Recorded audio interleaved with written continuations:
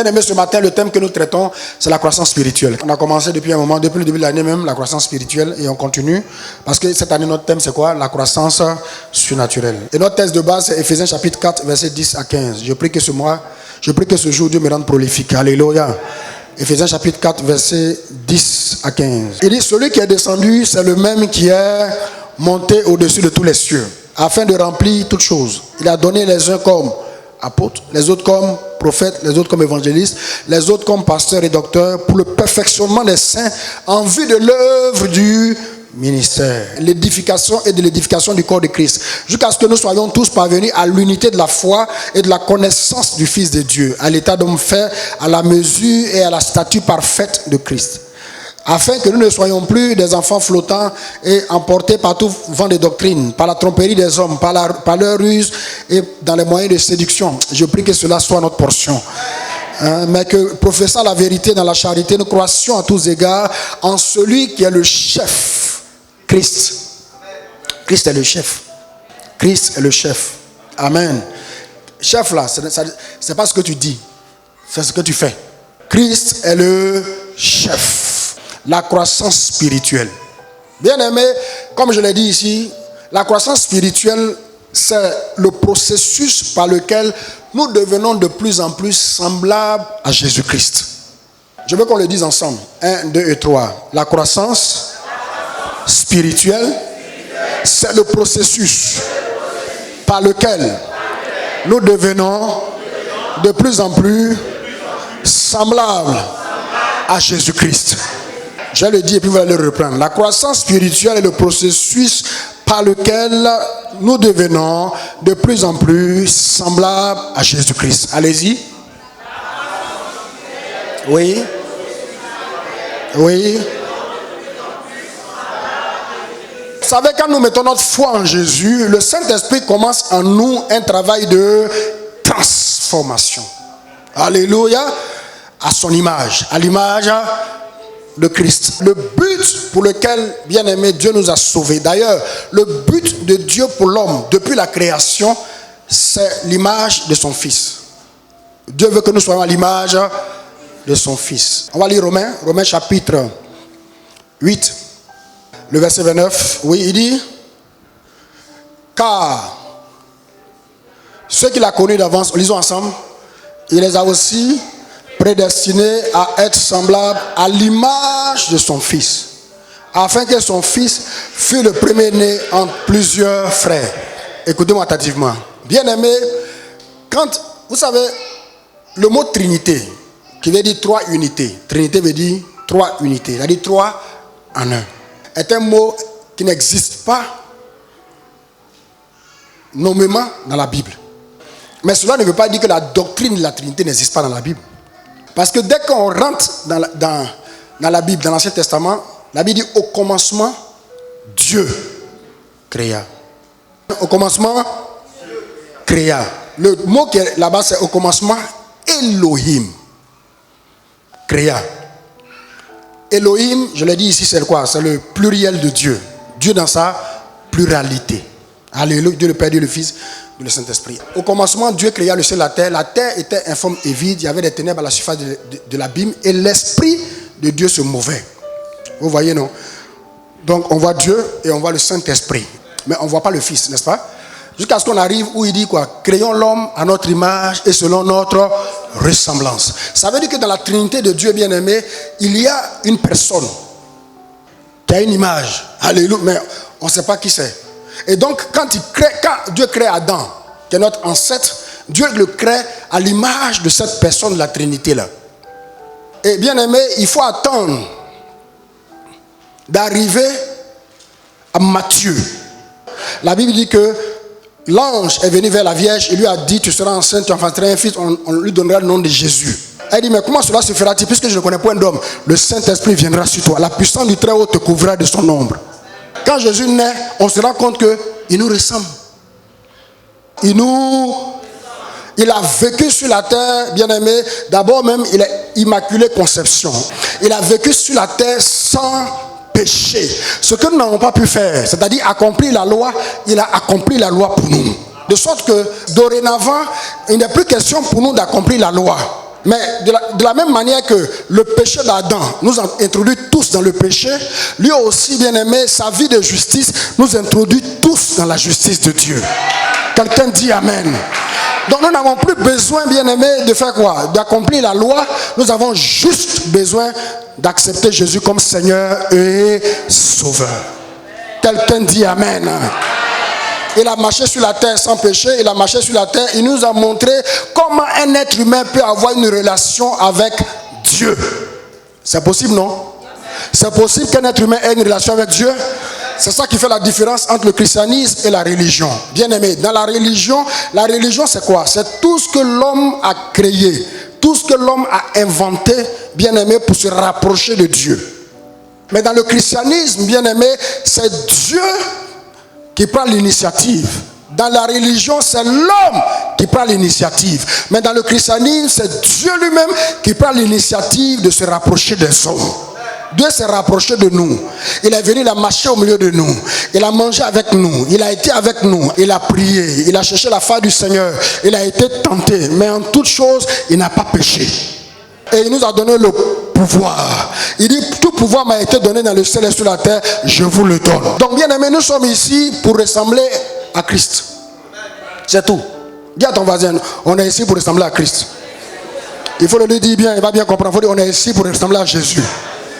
Donc, de dorénavant, si tu vois quelqu'un ici qui ne ressemble pas à Jésus, il faut lui dire, hey, mon frère, tu ressembles à qui toi? Amen. Et Philippiens chapitre 2, verset 5. Il dit, ayez en vous les sentiments qui étaient en Jésus-Christ. Oh yes, Dieu veut que nous ayons en nous les sentiments qui étaient en Jésus. Je prie pour toi ce matin au nom de Jésus-Christ. Je ne sais pas quels sont les sentiments qui sont en toi. Je ne sais pas ce qui est à l'origine de ces sentiments qui sont en toi. Mais si elles ne sont pas de Dieu, je les déclare arrachés ce matin au nom de Jésus. Je prie que les sentiments de Christ t'habitent. Lève la main droite, dis Seigneur, que tes sentiments, les sentiments de Christ m'habitent au nom de Jésus-Christ. Amen, et acclame le Seigneur bien-aimé. Les katabras, c'était. Donc nous sommes en train de voir comment croître spirituellement. Comment est-ce qu'on peut augmenter notre croissance spirituelle de façon à expérimenter, bien-aimé, la croissance spirituelle au cours de cette année. Une croissance sans précédent. Et puis y arriver, comme j'ai dit, on va travailler sur des principes et des processus de la croissance. Amen. Mais comme j'ai commencé le dimanche en 2, on est en train de parler des idées fausses, des idées reçues sur la croissance. On va baliser, c'est-à-dire on va balayer la route avant de pouvoir passer. Les idées fausses sur la croissance. La première idée fausse sur la croissance, on a dit que la croissance, les gens pensent que la croissance est automatique une fois que tu nais de nouveau. C'est pas vrai. La croissance n'est pas automatique une fois qu'on est de nouveau. La croissance est intentionnelle. C'est-à-dire qu'il faut choisir de croître. Qui a fait le choix de grandir? Moi, je suis venu à l'église, j'ai fait le choix de grandir spirituellement. Si tu étais quelqu'un qui était nerveux, injurieux, j'ai fait le choix de ne plus être trop nerveux, de ne pas être injurieux. Si tu étais un menteur, voleur, j'ai fait le choix de ne plus mentir, de ne plus voler. Si tu étais impudique, voilà, j'ai fait le choix de ne plus être impudique. Quelqu'un dit Amen. Ok, donc la croissance spirituelle, bien aimée, n'est pas automatique. Il faut désirer grandir, il faut décider de grandir, il faut faire des efforts pour grandir. Je crois qu'on a vu ça la dernière fois. Ensuite, on a dit la croissance spirituelle, bien aimée, beaucoup pensent que la croissance spirituelle est instantanée. C'est-à-dire que pour eux, il y a beaucoup qui pensent qu'ils n'ont pas encore trouvé la bonne formule. Quand ils vont trouver la bonne formule, quand ils vont participer au bon séminaire, quand ils vont lire le bon livre, quand ils vont rencontrer le bon prophète, leur vie va devenir spirituelle. C'est faux, c'est pas vrai. La croissance spirituelle est un processus. Bien aimé, il faut du temps pour qu'un poussin devienne un coq. Vrai ou faux? Il faut du temps pour que le petit manguier devienne un grand manguier. Il faut du temps pour que le petit fruit de mangue devienne une mangue rouge que tu vas manger. Voilà. Il ne faut pas aller t'arrêter devant le manguier pour dire au nom de Jésus, au nom de mûri, au nom de Jésus. Non, il faut rester ça. Il faut aller chercher une mangue mûre. Je n'ai pas attendu ton amen. Hein. Ce n'est pas la peine de prendre le poussin pour déposer, pour dire, toi poussin, j'ai trop faim, au nom de Jésus. Tu grandis. Non. Il faut laisser le temps, le poussin va grandir bien. Tu vas manger avec tous les nutriments qui sont à l'intérieur. Quelqu'un dit amen. Il dit, quelqu'un dit amen. Et acclame le Seigneur. Donc il faut du temps, il faut du temps. Donc il faut t'inscrire dans le processus de la croissance. Bien-aimé, je suis meilleur aujourd'hui que j'étais hier. Et demain, je serai meilleur que je suis aujourd'hui. Il faut qu'on sente ta progression. Il ne faut pas que quelqu'un qui t'a connu il y a 5 ans, 10 ans en arrière, quand il te voit, il dit, toi-même depuis tu vas à l'église, tu ne changes pas. C'est quel chrétien ça? Il faut que ta vie chrétienne fasse envie. Quand quelqu'un te voit, il veut donner sa vie à Jésus. Quand Jésus même te regarde du ciel, il dit, ah, celui-ci est mon fils bien-aimé en qui j'ai mis toute mon affection. Pas que le Seigneur ait honte de toi. Il te voit, il a honte. Quand il dit tu es chrétien, mais il dit oh, arrête pas de dire mon nom. Ok, donc on va continuer, bien aimé, dans cette lancée. On va voir aujourd'hui la suite. Donc le troisième point, c'est-à-dire la troisième idée reçue, bien aimé, c'est que les gens pensent qu'on peut grandir spirituellement en assistant seulement au culte de l'église. Beaucoup pensent qu'il suffit d'assister seulement au culte et tu vas grandir spirituellement. Vous savez, je peux le dire d'entrée de propos que ce n'est pas vrai. Ce n'est pas vrai. Assister seulement au culte, c'est-à-dire aux différents cultes de l'église, ne suffit pas pour que tu grandisses spirituellement. Vous savez, l'église est un peu comme l'université. C'est pas qui a fait l'université. Quand vous allez à l'université, il y a deux types de cours. Il y a le cours qu'on appelle le cours magistral. En abrégé, qu'on appelle CM. Et maintenant, il y a les cours qu'on appelle les travaux dirigés, qu'on appelle en abrégé les TD. Même pour ceux qui ont fait l'université. Si tu n'as pas fait l'université, ça ne fait rien, il faut apprendre. Ce n'est pas un péché. Alléluia. On n'a pas dit que c'est ceux qui sont à l'université qui vont aller au ciel. Tout le monde va aller. Amen. Amen. Tu as fait l'université, tu n'as pas fait où? Nous tous on est là-bas. Alléluia. Mais c'est pour les besoins de l'enseignement, de ce que je suis en train d'enseigner. Amen. Donc il y a deux types de cours. Il y a un étudiant qui se contente que des cours magistraux ne pourra pas passer brillamment l'examen. Pourquoi? Parce que les cours magistraux sont des cours théoriques, c'est-à-dire des cours généraux. Bon, dans tous les cas, c'est cours. Alléluia. Et les travaux dirigés sont les cours.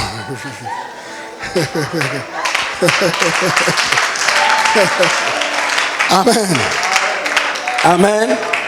Il y a un professeur, je crois que c'est Zadi Zaourou, non, je ne sais pas qui aimait souvent dire le français n'est pas ma langue maternelle. Amen. Voilà. Donc s'il fait une erreur, c'est pas. Voilà. donc si tu te contentes que des cours qu'on fait en amphi, je ne suis pas sûr que tu passes ton examen. Parce que c'est dans les travaux dirigés qu'on va où ça? En profondeur dans les cours. Qu'on partage les expériences, que le professeur même donne des petits secrets pour résoudre les problèmes, les exercices. Donc, bien aimé, se contenter de différents cultes ne va pas faire de toi un chrétien qui va grandir spirituellement. Quelqu'un dit Amen. Quelqu'un dit Amen. Donc, bien aimé, on ne grandit pas spirituellement en assistant qu'au culte. Regardez, nos églises sont remplies d'hommes et de femmes qui depuis des années sont fidèles, mais qui sont restés encore des bébés spirituels.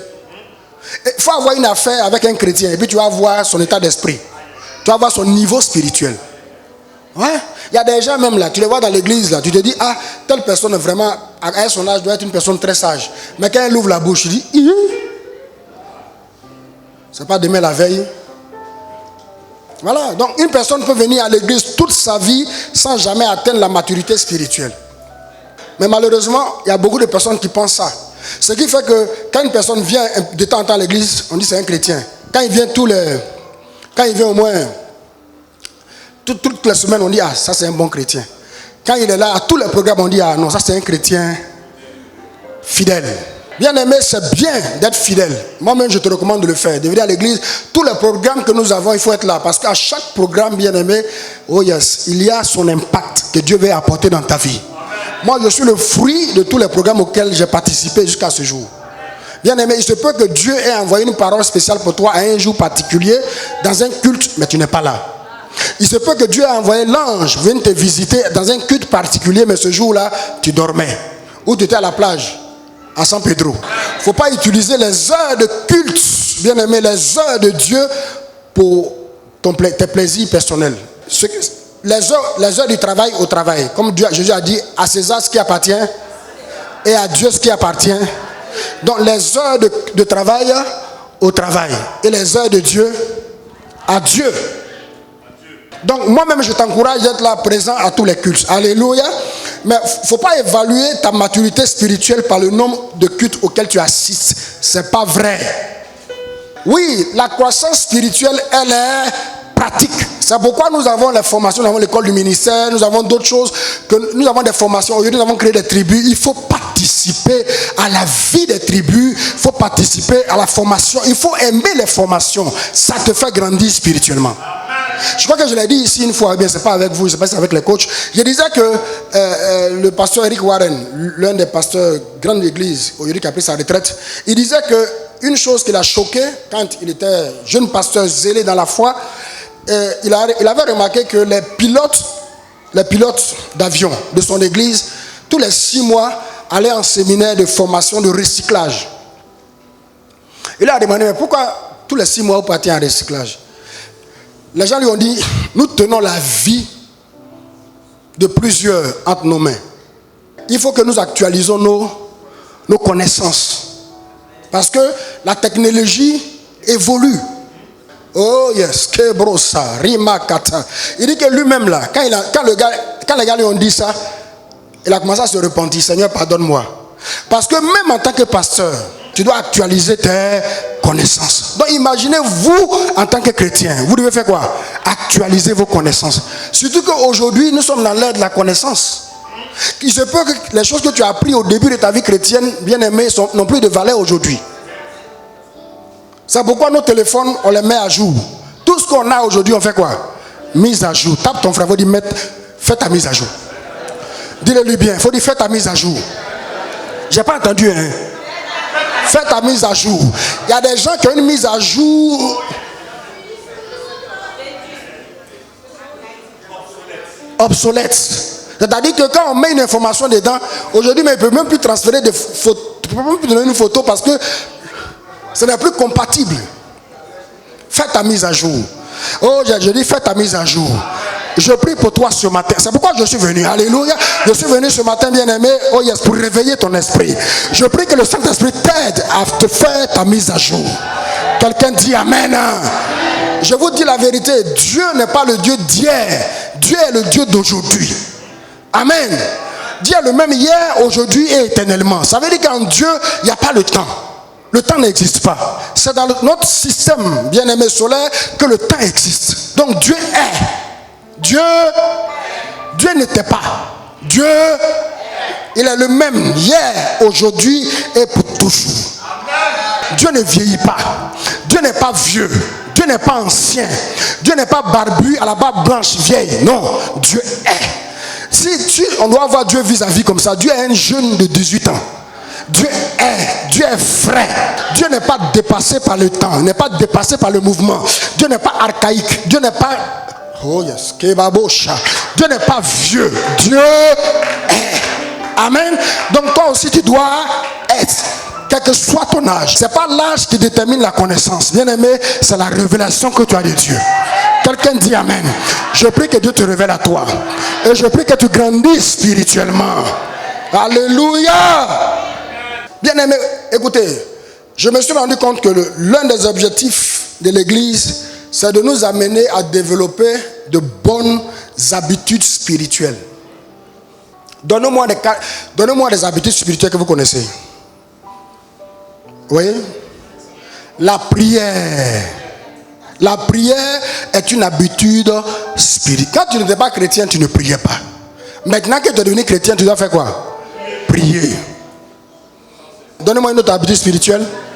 La méditation de la parole. Avant, quand tu n'étais pas chrétien, tu ne méditais pas. Maintenant que tu es devenu chrétien, tu dois faire quoi? Méditer. Tu ne peux pas avoir une vie avant Christ qui est égale à ta vie après Christ. Il y a quelque chose qui ne va pas. On est d'accord? On est d'accord. Donnez-moi une troisième habitude spirituelle. Le jeûne. Amen. Quand on dit on a jeûne, il y en a même qui ne se sentent pas concernés. Ah, moi, vraiment, depuis que j'ai un peu mal au ventre, je ne jeûne plus ces temps-ci. Il faut que tu jeûnes. Il faut mettre ta foi en Dieu pour que le mal de ventre là disparaisse. C'est pour ça qu'on est là. Oui, donne-moi notre habitude spirituelle. L'offrande. L'offrande. Quand tu viens à l'église, bien aimé, on ne se présente pas devant Dieu les mains vides. Quelqu'un m'a dit un jour, pasteur, il a dit, mais toi tu ne fais pas d'offrande. Non, parce qu'il ne travaille pas encore. J'ai dit quoi? Il a dit, tu ne travailles pas, mais tu ne manges pas. Si, je mange. Mais ce que tu gagnes là, c'est qu'on te donne ou bien. Tu ne peux pas donner quelque chose à Dieu. Ah, parce que moi je pensais qu'il faut donner offrande quand tu travailles. Non, bien aimé. Tout ce que tu reçois, quand tu viens dans la maison du Seigneur, tu dois venir toujours avec quelque chose pour lui donner. Donnez-moi une autre habitude. La dîme. Ah, vous ne parlez plus. Vous avez perdu votre langue. Un chrétien doit payer sa dîme. Quand je n'étais pas chrétien, je ne payais pas ma dîme. Maintenant que je suis chrétien, je fais quoi? C'est une habitude spirituelle. Notre habitude, allez-y. Venez à l'église à l'heure. Moi, ça fait plus de 30 ans que je viens à l'église. L'église est devenue ma vie. Ma vie est devenue l'église. Ah oui. Vous êtes ma famille. Si j'ai un problème aujourd'hui, c'est vous qui allez venir. Vous allez être les premiers à venir avant même ma famille biologique. C'est ma vie. La communion fraternelle. Une habitude. Donc vous voyez, c'est prouvé que un homme, la première moitié de sa vie consiste à développer des habitudes. Et la deuxième moitié de sa vie, c'est appliquer les habitudes qu'il a développées. Donc la vie d'un homme est une vie d'habitude. D'ailleurs, on dit l'habitude, j'entends pas. Et quoi? C'est une seconde nature. Quand quelqu'un fait quelque chose par habitude, il n'a pas besoin de prier pour ça. Quand tu le réveilles, il va faire. C'est son habitude. Allons voir Jésus lui-même. D'abord, on va lire 1 Timothée chapitre 4, verset 8. 1 Timothée 4, 8. Il dit, exerce-toi à la piété. Car l'exercice corporel est utile à peu de choses, tandis que la piété est utile à tout, ayant la promesse de la vie présente et celle qui est à venir. La piété, c'est quoi? La piété, c'est quoi? C'est une vie pure. Amen. Vive une vie pure. Donc il dit, exerce-toi à vivre une vie de pureté. Exerce-toi. Ça veut dire que ça ne vient pas. Ça... Non, il faut t'exercer. Si avant, bien-aimé, tu mentais, arrête de mentir. Il faut t'exercer. Si avant tu courais après les filles partout, arrête. Si avant tu succombais à toutes les avances des garçons, arrête. Si avant tu passais ton temps à boire, à bocoliser, arrête. Tu fumais, tu arrêtes. Il faut t'exercer. On s'exerce à la piété. Je parle à quelqu'un ce matin. Mais je t'entends pas là, je t'entends pas. Alléluia. Exerce-toi à la piété. C'est pourquoi il dit l'exercice corporel est peu de choses, n'est-ce pas? Ça ne veut pas dire qu'on ne fait pas du sport. L'exercice corporel, c'est le sport. Ça ne veut pas dire qu'on ne fait pas du sport, mais il veut dire que vous êtes tous en train de faire du sport. C'est bien, mais ce n'est pas ça qui est essentiel. L'essentiel, là, c'est l'exercice de la piété, de la pureté. Ressembler à Jésus. Ce n'est pas facile, mais c'est possible. Avec le Saint-Esprit. Que le Saint-Esprit t'aide à être pieux. Il dit qu'il t'aide à être pieux. C'est pour ça qu'on est là ce matin. Regardez par exemple, on va lire 2 versets sur Jésus. Vous allez voir. Luc chapitre 4, verset 16. La Bible dit qu'il se rendit à Nazareth où il avait été élevé. Et selon sa coutume, il se rendit dans la synagogue le jour du sabbat, se leva pour faire la lecture. Jésus allait à l'église par quoi? Par habitude. La coutume veut dire habitude. Il faut aller à l'église par habitude. Deuxième chose, Luc chapitre 22, verset 39 à 40. Après être sorti, il alla selon sa coutume à la montagne des Oliviers. Ses disciples le suivirent. Lorsqu'il fut arrivé dans le lieu, il leur dit, priez afin que vous ne tombiez pas dans la tentation. Ça veut dire que Jésus allait, on dit il allait à la montagne des Oliviers selon la coutume. Ça veut dire c'est un lieu où on va faire quoi? On va prier. Après soir, on va prier. Donc Jésus priait par habitude. Jésus priait par... Donc pour dire, je donne ces exemples pour dire que il y a beaucoup de choses que nous devons faire par habitude. Amen. C'est pas par sentiment. Oh, là, je sens qu'il doit aller à l'église. Non, là, je ne sens pas trop. Non. C'est pas habitude. L'habitude, là, si tu sens où, tu ne sens pas où, tu le fais. On est d'accord? On est d'accord. Donc, on grandit, bien aimé, spirituellement en développant des habitudes spirituelles. Ok, on va avancer. Quatrième idée reçue. Beaucoup de personnes pensent que la maturité spirituelle est une affaire personnelle et privée. Beaucoup de personnes pensent que la maturité spirituelle est une affaire personnelle et privée. Ce n'est pas vrai. Je me souviens que quand on se convertissait, les gens aimaient souvent cette phrase-là. Le salut est personnel. Je ne sais pas à quoi ça renvoie. Quand tu lui parles un peu, il dit, le salut est personnel. Quelqu'un m'a dit un jour, moi, il me plaît ma bouche dans l'affaire de quelqu'un. Le salut est personnel. Ce n'est pas vrai. La maturité spirituelle, bien aimée, n'est pas une affaire personnelle et privée. Nous avons besoin les uns des autres. Nous avons besoin des autres pour notre croissance spirituelle. Vous savez, quand moi je suis venu à l'église, ce qui m'a inspiré, amen, c'est que j'ai trouvé des jeunes gens qui avaient pratiquement mon âge, mais qui aimaient le Seigneur, qui étaient zélés, qui étaient sensibles à l'esprit. J'ai dit, mais eux là, ils font comment pour être... Comment ils ont fait pour y arriver? Et j'ai commencé aussi à faire quoi? À chercher à leur ressembler. Voilà. Écoutez, malheureusement, ce à quoi on assiste, ou du moins ce qu'on rencontre le plus souvent, c'est qu'il y a beaucoup de religions qui enseignent que pour devenir spirituel, il faut s'isoler, il faut s'éloigner des autres.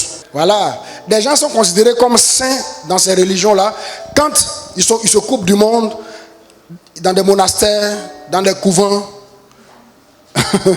dans des lieux de retraite ou bien sur la montagne. Donc les personnes les plus saintes sont celles qui se font quoi? Qui vivent isolées. Alléluia. Je suis d'accord que de temps en temps on peut avoir des moments de retraite pour chercher la face du Seigneur. Mais je ne suis pas d'accord qu'on vive toute sa vie bien aimé en retraite. Jésus nous a montré comment ça fonctionne. Parce que c'est au contact des autres qu'on grandit spirituellement. C'est en se frottant aux autres qu'on fait quoi? Qu'on grandit spirituellement. C'est pourquoi Jésus était toujours avec ses disciples. Est-ce que je parle à quelqu'un? Je parle à quelqu'un. Quand je parle comme ça, vous comprenez là où je m'en vais. Bien aimé, je suis en train de parler de communion fraternelle. Il y a des gens qui viennent dans l'église et disent, moi dans l'église, je n'ai pas avoir d'amis, je n'ai pas de problème. Bien aimé, il faut que tu aies des problèmes. Pourquoi tu n'as pas de problème? On va te donner problème. Moi, je n'ai pas de problème. J'étais dans telle église, il y a eu problème là-bas. Il y aura problème partout. Partout, il y a des hommes, il y a des... Et puis si on te parle mal, ça fait quoi? Toi, tu es qui et puis on ne te parle pas mal? D'ailleurs, moi-même, je vais te parler.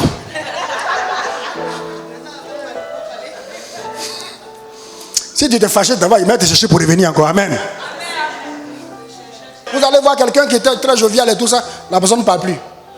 Quand tu dis, elle ne parle plus. Et puis, elle ne dit rien. Un matin maintenant, quand on parle, moi-même là, c'est pourquoi il ne parle plus là. Je suis venu, on m'a parlé mal. Et puis quoi? Bon, ça t'a parlé mal, pardon. Moi-même, je... Demande pardon à ton voisin. Il faut dire que tu as parlé mal ici, pardon. Il faut laisser tomber. Le pasteur dit pardon. Bien aimé, s'isoler ne reflète pas le message de Jésus. Les enseignements de Jésus n'ont pas dit de s'isoler. Jésus était la personne la plus sainte qui ait jamais vécu sur la terre. Mais cependant, Jésus était tout le temps avec les gens. Jésus assistait aux fêtes. Il se rendait au marché. Jésus était toujours dans la foule. Il marchait avec les gens de mauvaise vie au point où les pharisiens et les sadducéens se plaignaient. Marc chapitre 2 verset 15. Marc chapitre 2 verset 15. Regardez ce que la Bible dit, que comme Jésus était à table dans la maison de Lévi. Lévi, c'est celui qui est devenu Matthieu après. La Bible dit que beaucoup de publicains et des gens de mauvaise vie, la Bible souligne, beaucoup de publicains et les gens de mauvaise vie se mirent à table avec lui et avec ses disciples, car ils étaient nombreux et l'avaient suivi. Vous voyez, les gens se plaignent. Regardez Jésus. Il n'avait pas de problème à être avec les gens. Mais il était leur modèle. Tu peux être avec les gens, mais sois leur modèle. Moi, les enseignements qui disent que non, il faut se séparer des gens, il faut se séparer des gens. Mais si tu te sépares des gens, comment est-ce que tu vas avoir les opportunités? Parce que les opportunités viennent des gens. Est-ce que je parle à quelqu'un? quelquefois, bien aimé, ce n'est même pas les gens qui sont dans le même milieu que toi qui vont te donner des opportunités. Regardez Joseph. Joseph était de Dieu. Pharaon était du diable. Mais les dieux ont travaillé en symbiose pour la prospérité de l'Égypte. Je parle à quelqu'un. Donc tu peux être rempli de l'esprit, travailler avec quelqu'un qui est rempli de démons, bien aimé. Oh yes. Et puis bien aimé, oh yes, par ton engagement, ton abnégation, tu peux l'affecter positivement. Je parle à quelqu'un? Est-ce que je parle à quelqu'un? Les katabranda. Donc, la croissance spirituelle s'acquiert au contact les uns des autres. Jésus a dit, aime Dieu et aime ton prochain comme toi-même. Il dit quoi? Aime ton prochain. Ça veut dire quoi? Aime Dieu et aime ton prochain. C'est ce qu'on appelle la croix. C'est ça la croix. La relation verticale et la relation horizontale. Dieu veut que nous ayons ces deux types de relations. Aime ton prochain, c'est-à-dire aime Dieu, donc Dieu et ton prochain comme toi-même. C'est-à-dire donc il y a Dieu, il y a toi et il y a l'autre. C'est ça la vie en fait. Dis avec moi Dieu, moi et les autres. C'est ce que Dieu attend de nous. Amen. Donc la croissance spirituelle est relationnelle. On doit être en relation les uns avec les autres. Dis à ton voisin, je dois être en relation avec toi. Dis-le lui bien, je dois être en relation avec toi. Donc nous grandissons spirituellement dans la communion fraternelle. C'est dans la communion qu'on apprend, on voit les témoignages des uns et des autres. Alléluia. Je pense que c'est l'une des réalités les moins comprises dans la croissance spirituelle. Il y a des gens qui pensent que s'ils ont une Bible, s'ils savent prier, s'ils savent s'isoler, alors ils seront des chrétiens, des bons chrétiens spirituels. C'est pas vrai. Eh, bien aimé, comment tu vas savoir que tu peux aimer ton prochain si tu n'as pas de contact avec ton prochain? On est d'accord? Tu ne peux pas dire que tu aimes quelqu'un si tu n'as pas de contact avec la personne. Il faut que tu aies des contacts. Il faut que la personne te frustre. Et malgré la frustration, tu laisses tomber. Il faut que la personne t'offense. Malgré l'offense, tu laisses tomber. Il faut que la personne te parle mal. Malgré le fait qu'on te parle mal, et ça on dit que la personne a de l'amour dans son cœur. Mais quand tu es seul dans ton coin, on t'a jamais rien dit, on t'a jamais rien fait. Bien aimé, tu n'es pas un homme spirituel, tu es un égoïste. Un égoïste spirituel. Je parle à quelqu'un? Je parle à quelqu'un? Donc bien aimé, il est impossible de grandir sans l'église. Il est impossible de grandir sans les frères. Impossible de grandir sans la communion fraternelle. Ah, les katabra. Je prie pour toi, je prie pour toi, je prie pour toi au nom de Jésus-Christ. Hébreux chapitre 10, versets 24 à 25. Veillons les uns sur les autres pour nous exciter à l'amour et aux bonnes œuvres. N'abandonnons pas notre assemblée, comme c'est la coutume de quelques-uns, mais exhortons-nous réciproquement, et sera d'autant plus que vous voyez s'approcher le jour. Alléluia. Il faut aimer être avec les frères. Moi j'ai beaucoup appris avec les frères que j'ai trouvés dans l'église. C'est avec eux que j'ai grandi. Vous savez, souvent quand tu as de bons modèles, il faut les imiter. Il ne faut pas laisser pour aller copier de mauvais modèles. Oui, il y a des gens qui laissent les bons modèles pour aller copier les mauvais. Et puis après, leur vie est mélangée, ils ne comprennent pas. Les bons modèles, nous on arrive à l'église, on a vu des frères et sœurs qui prient, des frères et sœurs qui se sanctifient, qui ne vivaient pas dans le péché. On était jeunes, c'est ça non? Tout jeunes, mais on ne vivait pas dans le péché. On vivait dans la sanctification. On s'aimait les uns les autres. On se retrouvait, on venait à l'église prier, on venait nettoyer l'église, on partait manger ensemble, on était ensemble. Il n'y a jamais eu de scandale sexuel parmi nous. Jamais. Mais la communion fraternelle. Communier avec les frères et sœurs. Pas devenir les agresseurs. Alléluia. Est-ce qu'on peut acclamer Jésus? Les katabras, c'était. Amen. Donc participer au culte seulement est reparti. Il n'y a rien comme ça. Quand ils viennent à l'église, ils font le culte. Dès qu'on dit Amen, ils sont partis. Ils ne veulent pas saluer quelqu'un, ils ne veulent pas avoir affaire à quelqu'un, ils ne veulent pas qu'on connaisse le quartier, leur nom, où ils habitent. Ils ne veulent pas même pas qu'on sache où ils sont. Si tu te comportes comme ça, tu es suspect. Hein? Tu es suspect. Il y a des gens qui veulent avoir une relation seule avec le pasteur. C'est-à-dire qu'ils ne veulent pas quelqu'un d'autre, le pasteur. Quand le culte finit, on salue le pasteur. Ils sont partis. Tu veux les saluer, mais mon frère, excuse-moi, je suis pressé. Alléluia. Alléluia. À partir d'aujourd'hui, c'est terminé. Amen. Il dit, à partir d'aujourd'hui, c'est terminé. Ça fait quoi? Si tu prends quelqu'un pour aller chez toi, ça fait quoi? Faut pas les gens vont connaître chez moi. Parce que moi, je ne sais pas. Et puis quoi? Tu as diamant chez toi, tu as quel problème? Qu'est-ce que tu caches, ma fille? Non, j'ai fait ça avant, les gens m'ont... Et puis ça fait quoi? On grandit au contact des autres. Les problèmes nous font grandir. Les problèmes ne nous rendent pas méchants. Non. Si le problème te rend méchant, il faut bien voir, ce n'est pas Dieu, c'est le diable. Dernière idée reçue, on termine par là. Beaucoup pensent que la croissance se mesure par la connaissance de la Bible. Ça veut dire que beaucoup pensent que le fait de bien connaître la Bible fait des personnes spirituellement matures. Ah, si je connais bien la Bible, vraiment, c'est pas vrai. C'est vrai que la croissance se mesure aussi par la connaissance des Écritures, mais la croissance ne se mesure pas que par la connaissance des Écritures. Donc, on ne peut pas évaluer la croissance spirituelle d'une personne uniquement sur la base de sa connaissance des personnages bibliques. Il y a des gens qui connaissent tous les personnages bibliques. Il y a des gens qui sont très forts en interprétation des Écritures. Mémorisation des versets, très fort. Explication théologique, très fort. Ils sont capables même de débat théologique. C'est bon, mais ce n'est pas suffisant. C'est une condition nécessaire, mais ce n'est pas une condition suffisante. Ceux qui ont fait les séries scientifiques, ils savent de quoi je parle. C'est une condition nécessaire, mais ce n'est pas une condition suffisante. Donc la maturité spirituelle n'est pas simplement une accumulation des versets. Non. Vous n'avez pas encore vu ça? Il y a des gens qui ont accumulé tous les versets, mais très mauvais caractère, très mauvais comportement. Très mauvais comportement. Moi, j'aime les gens qui sont capables, bien aimés, de rebondir rapidement. La vie est même comme ça. La vie, là, si tu n'es pas capable de rebondir rapidement, il y a quelque chose qui ne va pas être toi.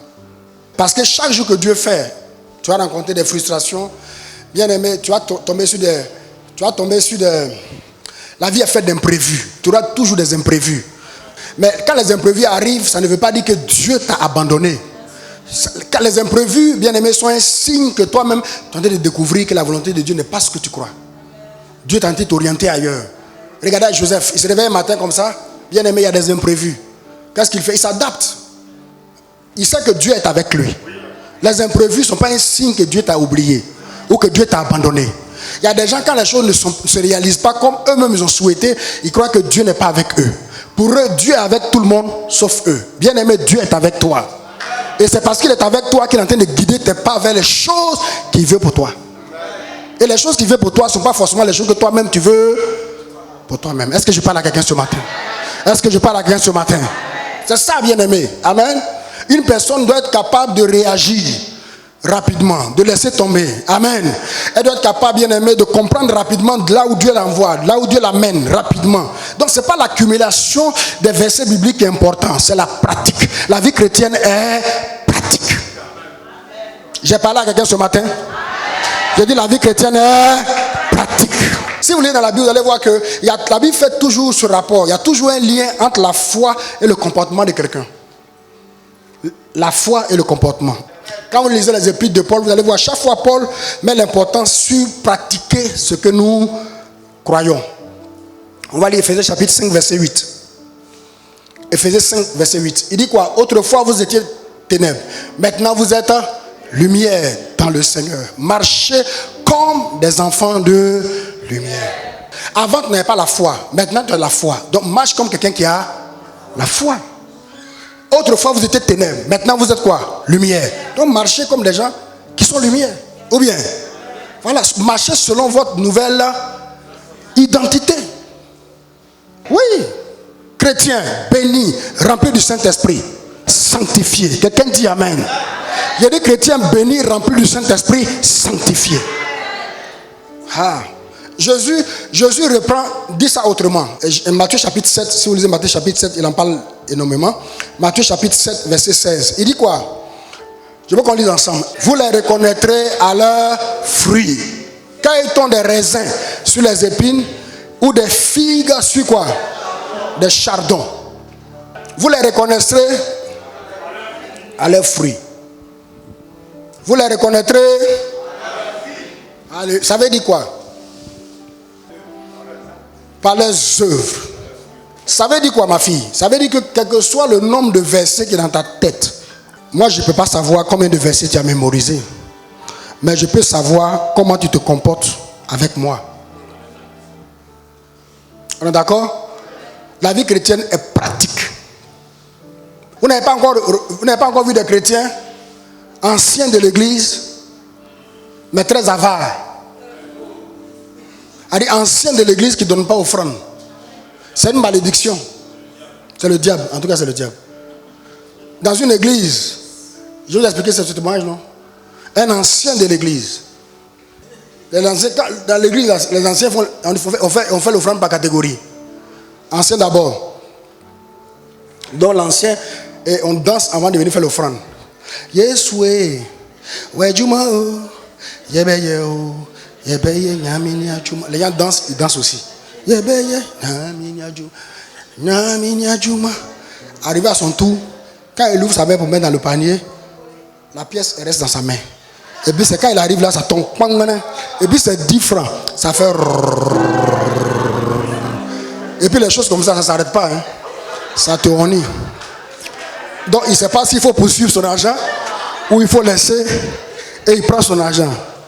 Il ne sait plus maintenant s'il faut mettre dans le panier. Mais il faut repartir. Il faut partir à ton argent. Il faut partir à tes 10 francs. Alléluia. Le Seigneur va faire quoi? Des choses comme ça. Amen.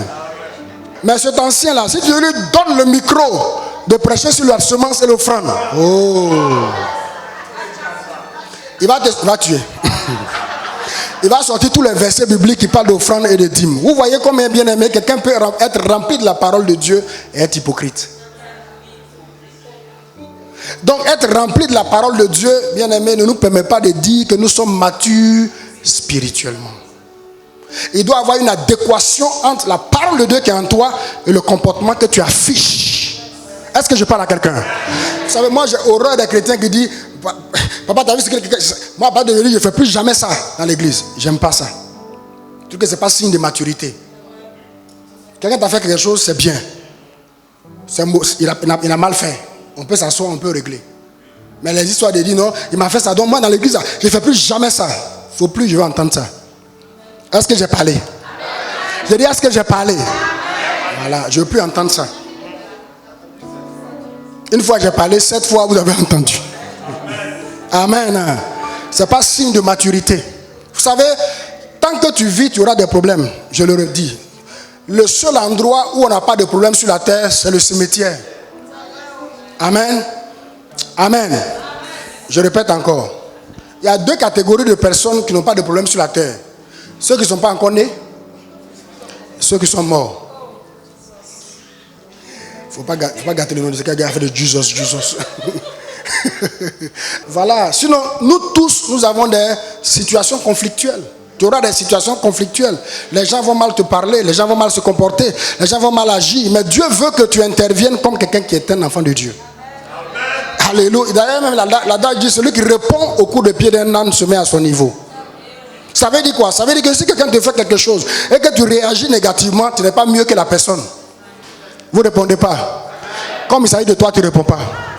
Je prie au nom de Jésus-Christ que le Saint-Esprit nous aide à porter de bons fruits. Je dis que le Saint-Esprit nous aide à porter de bons fruits. Vous savez, toutes ces prières que je fais, c'est ma prière personnelle. Seigneur, aide-moi à porter de bons fruits. Je veux que quand il me présente devant toi demain, Seigneur, que j'ai un cœur rempli d'amour pour les uns et les autres. Rempli d'amour pour toi. Quelqu'un dit Amen. Je dis, je prie que le Saint-Esprit t'aide à avoir de bons fruits. Au nom de Jésus-Christ. Je vais lire ce dernier verset et on va terminer par là. Matthieu chapitre 22, verset 29. Matthieu chapitre 22, le verset 29. Abid dit, Jésus leur répondit, vous êtes dans l'erreur parce que vous ne comprenez ni les Écritures, ni la puissance de Dieu. Vous savez, quand Jésus a parlé, c'était aux Sadducéens, je crois. C'était une injure pour les Sadducéens. Quand Jésus dit ça. Parce que normalement, quand tu es Sadducéen, et puis quoi encore? Pharisien, tu mémorises les Écritures. Tu passes de longues heures à mémoriser la parole de Dieu. Donc en temps normal, quelqu'un qui a mémorisé la parole de Dieu pendant longtemps, on ne peut pas lui dire qu'il ne comprend ni les Écritures ni la puissance de Dieu. Vrai ou faux? Mais je crois que la dernière fois j'ai parlé un peu de ça ici. De quoi Jésus parlait-il? Il est venu voir Jésus pour dire qu'un frère avait une femme, la femme est décédée. Il a pris une deuxième femme, plutôt, cette femme a été donnée à son deuxième frère, il est décédé. Troisième frère, décédé. Quatrième frère, 7, tous morts. À la résurrection des morts, cette femme-là, C'est la femme de qui? Amen. Jésus leur a dit, vous êtes dans l'erreur. Parce que vous ne comprenez ni les Écritures, ni la puissance de Dieu. Ça veut dire quoi? Ça veut dire qu'une personne peut avoir accumulé les Écritures en elle, mais de façon pratique, elle ne sait même pas de quoi il s'agit. Est-ce que je parle à quelqu'un? Est-ce que c'est normal? Non, répondez, c'est normal? C'est pas normal. Si tu as accumulé les Écritures en toi, tu dois pouvoir mettre en pratique les Écritures. Ce que tu mets en pratique, c'est ce qui détermine, bien aimé, ta croissance spirituelle. Alléluia. La croissance spirituelle est une affaire, bien aimé, qu'on vit au quotidien. Ce n'est pas une affaire d'accumulation de la connaissance. Si tu accumules et qu'elle ne te sert à rien, alors tu n'as pas grandi spirituellement. Que Dieu vous bénisse. Je dis que Dieu vous bénisse. Je dis que Dieu vous bénisse. Que Dieu vous accorde de grandir spirituellement. Quelqu'un dit Amen. Et acclame le Seigneur. Acclame-le, bien-aimé.